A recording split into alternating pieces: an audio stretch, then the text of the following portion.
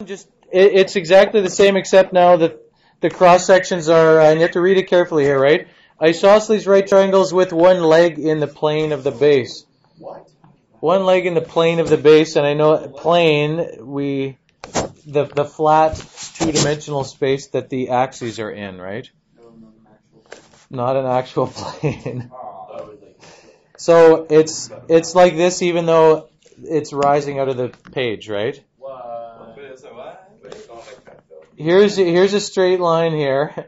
There's one coming straight out from here, straight out of the page, towards your face, and then one. Well, we'll resort to this again here. So we want now isosceles right triangle on leg, okay? Because this website has it set as those two functions. So fortunately, I think I still have that.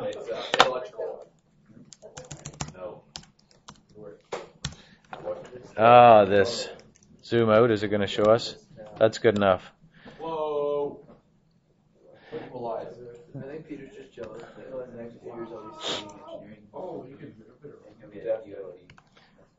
So this has, why is it not? Oh, because my boundaries are not good enough. Is it? It's not going to like it because I've gone past the. Here's the right triangles, right? It's not that hard, because if this was a square, what would the cross-sectional area be? I think if you guys thought about this, you could answer this very quickly. Oh, the volume's undefined because I haven't actually made this a 3.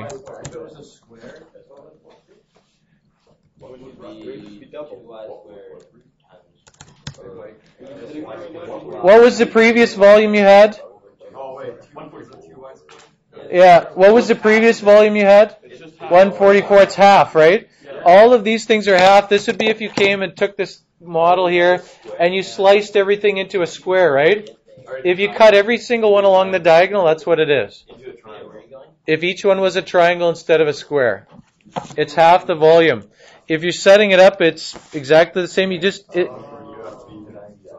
It's not that hard if you draw the cross section and you say, there's the length of the base, it's that.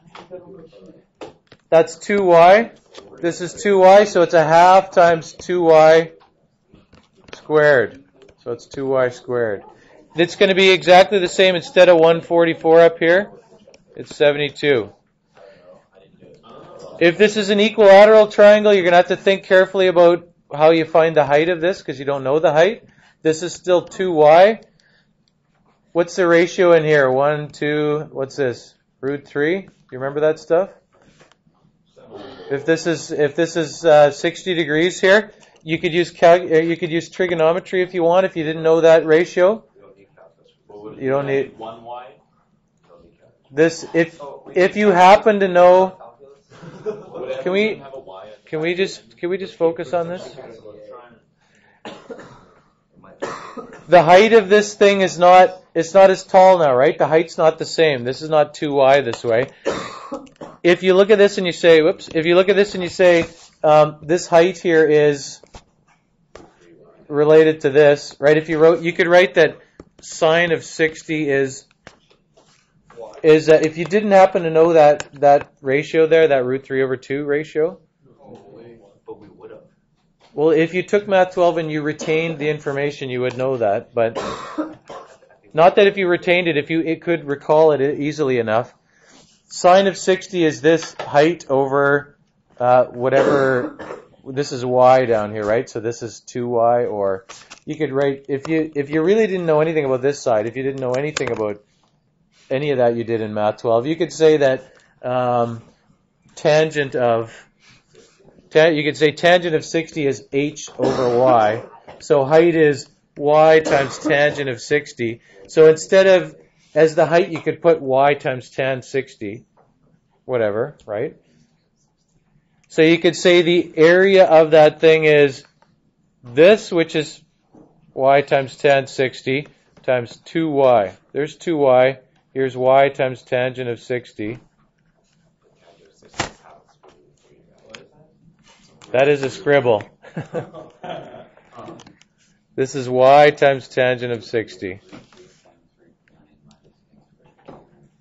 I mean, for some of you, you're sitting there saying, what's the matter with this guy? Don't you just know that this is root 3 over, yeah. I mean, it's if you want to know how this thing is root 3 times, use the ratio in the triangle there, right? This is a y, so that thing is root 3 times y, right? The height is root 3 times y. So the area of the thing is 2y times root 3y times a half divided by 2, right? It's root 3y squared. That's the area. Okay? The concept is no different. Most of the time, people get hung up on finding the cross-sectional area. As soon as you find the cross-sectional area, it's integral from whatever your boundaries are of that dx. We got to replace, of course, you got to put in what y is here. Same as before. I mean, we've done the same question 3 times, just different cross-sections. There's no new concepts in the rest of that section. It's just setting up the cross-sectional area and visualizing it that's the difficult thing.